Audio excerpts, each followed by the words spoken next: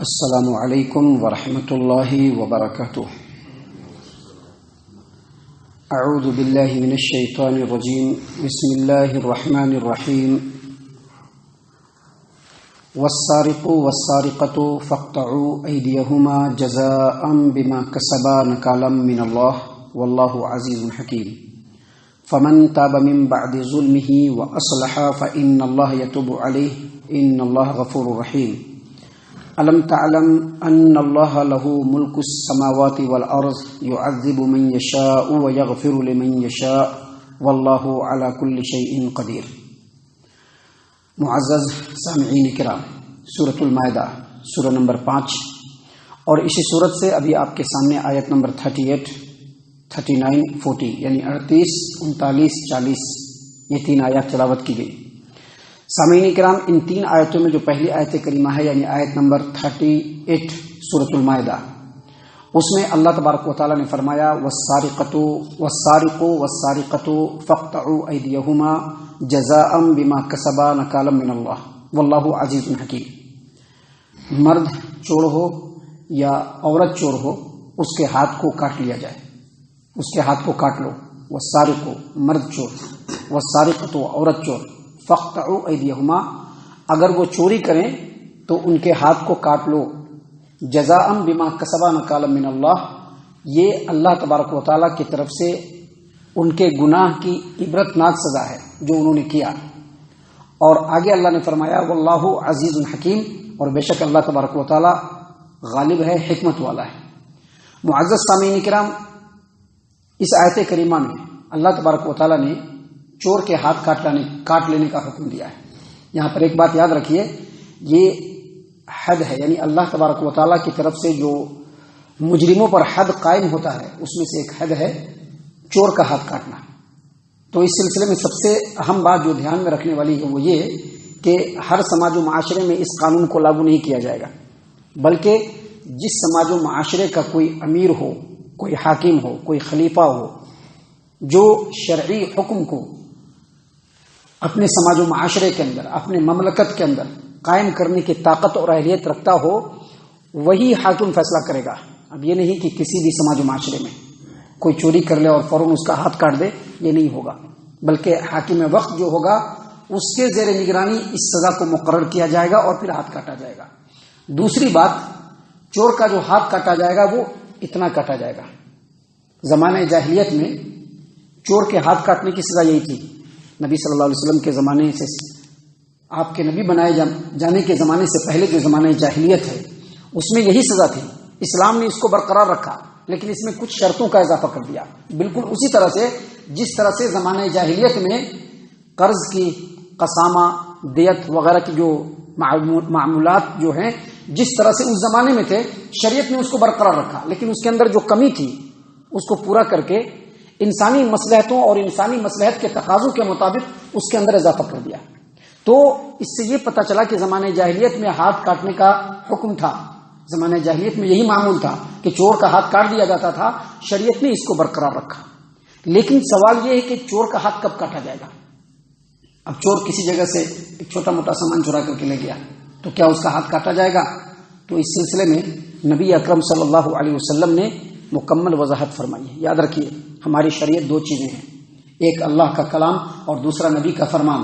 نبی صلی اللہ علیہ وسلم کو نبی اسی لیے اللہ تبارک و تعالیٰ نے بنا کر کے بھیجا کہ شریعت کے جو احکام نازل ہو رہے ہیں قرآن کریم کی آیات کی شکل میں، ان آیتوں کی تفسیر، ان آیتوں کی توضیح مکمل طور پر لوگوں کے سامنے نبی صلی اللہ علیہ وسلم رکھ دیں۔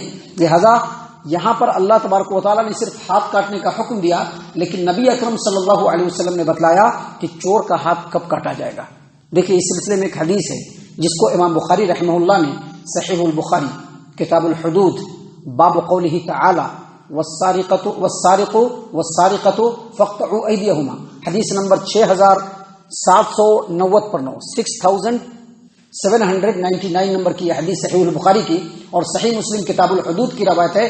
ابو ہریرہ رضی اللہ عنہ روایت کرتے ہیں کہ نبی صلی اللہ علیہ وسلم نے فرمایا لعن اللہ السارق یسرق البیضۃ فتقطع یدہ ویسرق الحبل فتقطع یدہ، اللہ تبارک و تعالیٰ چور کے اوپر لعنت فرمائے کہ وہ بیضہ چوراتا ہے، بیضہ، وہ بیضہ چوراتا ہے اور اس کے ہاتھ کو کاٹ لیا جاتا ہے، وہ رسی چراتا ہے اور اس کے ہاتھ کو کاٹ لیا جاتا ہے۔ یہاں پر یاد رکھیے، یہاں پر بیضہ سے مراد انڈا نہیں ہے، بلکہ بیضہ سے مراد مفسرین شارحین نے یہ کہا ہے کہ بیضہ سے مراد وہ لوہے کا خود ہے جس کو جنگوں میں پہنا جاتا تھا بچنے کے لیے، اوپر سے لوہے کا خود جو چہرے پہ لگایا جاتا تھا تاکہ تیر وغیرہ آ کر کے نہ لگے، وہ لوہے کا خود ہے یہاں پر بیضہ سے مراد۔ معزز سامعین کرام، اس سلسلے میں نبی اکرم صلی اللہ علیہ وسلم کی اور بھی حدیثیں ہیں۔ ایک حدیث ہے جس کو امام بخاری رحمہ اللہ نے صحیح البخاری کتاب الحدود حدیث نمبر 6780 پر 9 یعنی 6789 نمبر کی روایت، اور صحیح مسلم کتاب الحدود کی روایت ہے۔ ام المومنین عائشہ رضی اللہ عنہا فرماتی ہیں کہ نبی صلی اللہ علیہ وسلم نے فرمایا تقطع ید السارق فی ربع دینار فصاعدا، چور جب 1/4 دینار یا اس سے زیادہ کا مال اگر چرا لے تو اس کا ہاتھ کاٹ دیا جائے گا۔ 1/4 دینار، جس زمانے میں نبی اکرم صلی اللہ علیہ وسلم نے دینار کا جو لفظ کہا، اس زمانے میں 1 دینار جو ہوتا ہے وہ 12 درہم کا ہوتا تھا۔ کتنا کا ہوتا تھا؟ 12 درہم کا۔ نبی صلی اللہ علیہ وسلم نے کہا کہ 1/4 دینار یا اس کی مالیت کا سامان اگر چور چوری کرتا ہے تو اس کا ہاتھ کاٹ دیا جائے۔ اور اسی طرح سے صحیح مسلم کتاب الحدود کی ایک اور روایت ہے، ام المومنین عائشہ رضی اللہ عنہا کہتی ہیں کہ نبی اکرم صلی اللہ علیہ وسلم نے فرمایا لا تقطع ید السارق الا فی ربع دینار فصاعدا، چور کا ہاتھ 1/4 دینار یا اس سے زیادہ کی مالیت سے کم پہ نہیں کاٹا جائے گا، یعنی اگر وہ 1/4 دینار یا اس کے برابر کا سامان یا اس سے زیادہ کا سامان اگر وہ چوری کر لیتا ہے تو اس کا ہاتھ کاٹ دیا جائے گا۔ صحیح البخاری کتاب الحدود حدیث نمبر 6790 پر 7 نمبر کی روایت میں نبی اکرم صلی اللہ علیہ وسلم نے ایک ایسے چور کے ہاتھ کاٹنے کا حکم دیا جس نے ایک ڈھال چرایا تھا، اور ڈھال کی قیمت کتنی تھی؟ 3 درہم۔ کتنی تھی؟ 3 درہم۔ اس سے یہ پتا چلا کہ وہ جو حدیث جس میں 1/4 دینار اور یہ جو حدیث ہے جس میں 3 درہم، یہ دونوں الگ الگ نہیں ہیں بلکہ ایک ہی ہے، کیونکہ میں نے بتلایا کہ نبی صلی اللہ علیہ وسلم نے جس زمانے میں یہ فرمان جاری کیا تھا اس زمانے میں 1 دینار 12 درہم کا ہوتا تھا۔ کتنا درہم کا ہوتا تھا؟ 12 درہم کا، اور اس کا 1/4 کتنا ہوتا ہے؟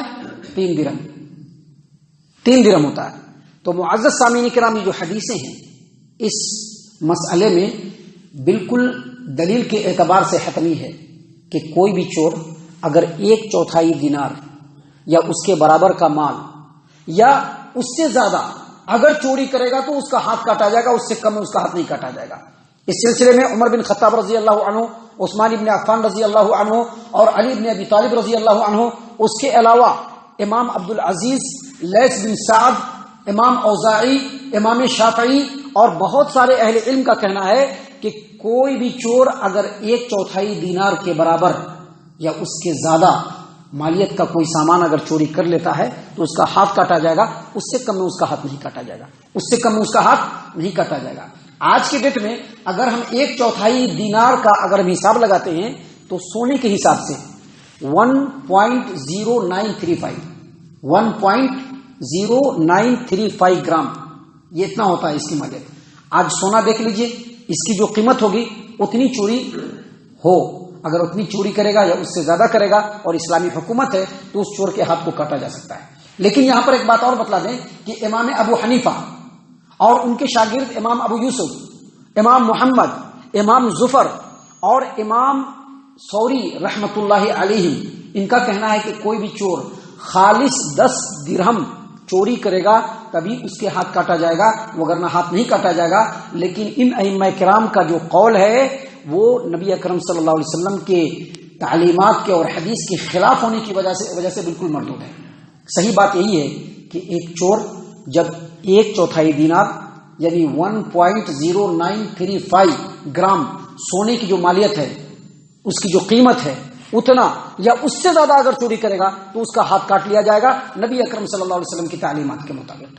اللہ تبارک و تعالیٰ نے اسی بات کو یہاں پر بیان فرمایا کہ والسارق والسارقۃ فاقطعوا ایدیہما جزاء بما کسبا نکالا من اللہ، مرد ہو یا عورت چوری کرے تو ان دونوں کے ہاتھ کو کاٹ لو۔ کیوں کاٹ لو؟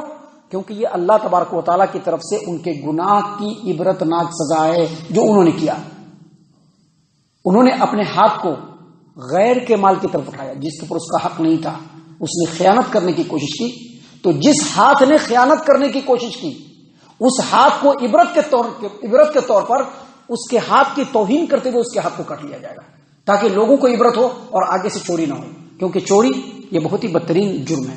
معزز سامعین کرام، اللہ تبارک و تعالیٰ نے اس کے بعد فرمایا کہ واللہ عزیز الحکیم، اللہ تبارک و تعالیٰ غالب ہے، انتقام لینے میں غالب ہے، اللہ کو کوئی نہیں روک سکتا ہے، اور حکیم ہے، یعنی اللہ تبارک و تعالیٰ کا ہر حکم حکمت پر مبنی ہے۔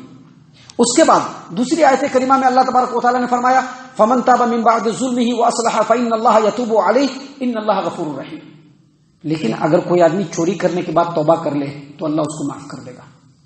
یہاں پر ایک بات یاد رہے کہ اگر اسلامی مملکت ہے، اسلامی حکومت ہے، اور اس میں اگر اس کی چوری واضح ہو جائے اور ثبوت مل جائے تو ہاتھ کاٹنا پڑے گا، صرف توبہ کرنے سے کم نہیں چلے گا، ہاتھ کاٹنا پڑے گا۔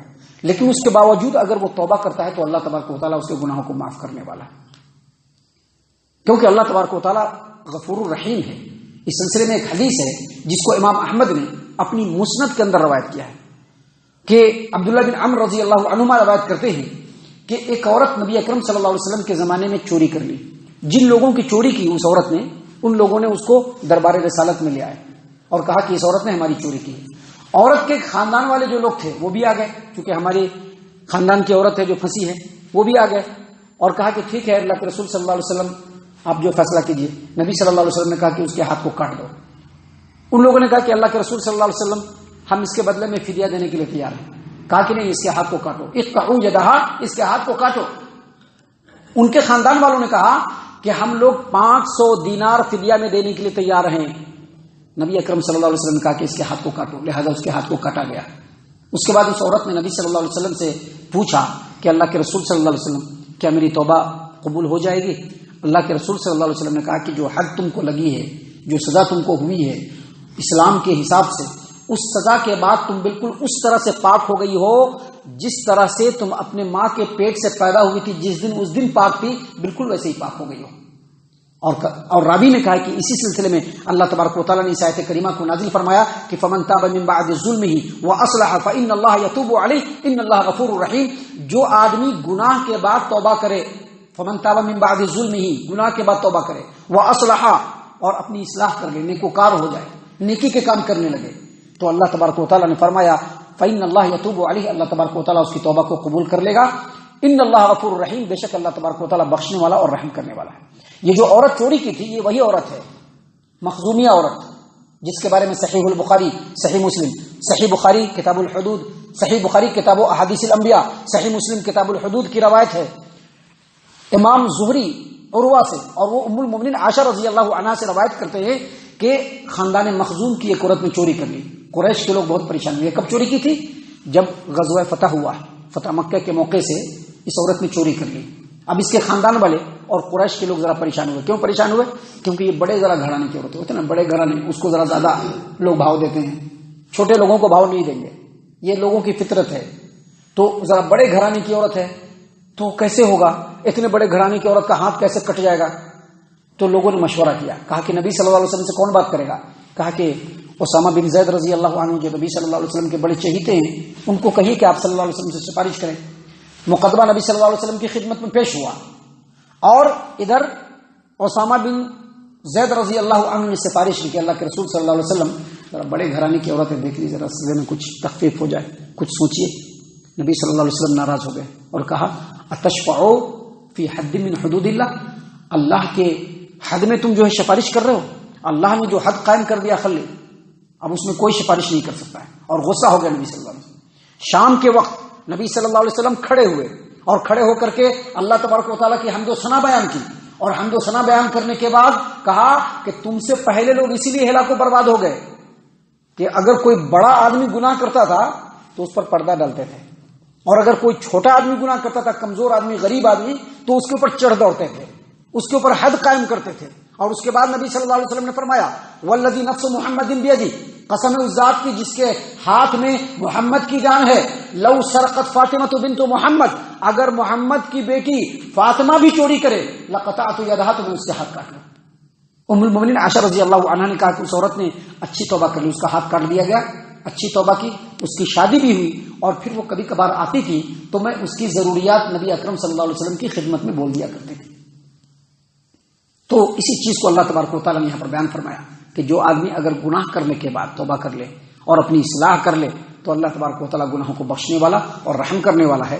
اور اس کے بعد اللہ نے فرمایا الم تعلم ان اللہ لہ ملک السماوات والارض، کیا تم کو نہیں معلوم ہے کہ آسمانوں اور زمین کے اندر اللہ کی بادشاہت ہے؟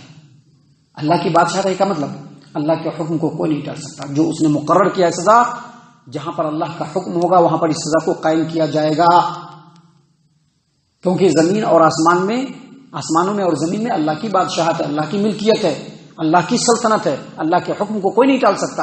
اور آگے فرمایا یعذب من یشاء ویغفر لمن یشاء، اللہ جس کو چاہے عذاب دے، جس کو چاہے بخش دے، اللہ تبارک و تعالیٰ ہر چیز کے اوپر قادر ہے، واللہ علی کل شیء قدیر، اور اللہ تبارک و تعالیٰ ہر چیز کے اوپر قادر ہے۔ اللہ تعالیٰ سے دعا ہے کہ اللہ تعالیٰ ہم تمام کو ان تمام باتوں کے اوپر خوب غور و فکر اور تدبر کرنے کے ساتھ ساتھ ان باتوں کے اوپر عمل کرنے کی بھی توفیق عنایت فرمائے، آمین۔ اللہ تعالیٰ ہم تمام کو صحیح معنوں میں پکا سچا مومن مسلمان بنائے، اللہ اور اس کے رسول صلی اللہ علیہ وسلم کی اطاعت و فرما برداری کرنے والا بنائے، صحابہ کرام رضی اللہ عنہم کے طریقے پر چلنے والا بنائے، جنت الفردوس میں جگہ عطا فرمائے۔ اے اللہ ہم تمام کو جہنم سے پناہ دے، اے رب العالمین ہم تمام کو جہنم سے پناہ دے، اے مالک الملک ہم تمام کو جہنم سے پناہ دے، آمین یا رب العالمین، وما علینا الا البلاغ المبین۔